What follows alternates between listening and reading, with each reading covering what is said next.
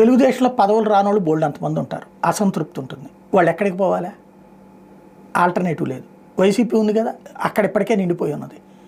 ఇప్పుడు పోనీ అక్కడికి వెళ్తే గ్యారంటీ ఉందా? లేదు. కాబట్టి వీళ్ళందరికీ వెళ్ళడానికి ఒక ప్లాట్ఫామ్ కావాలా.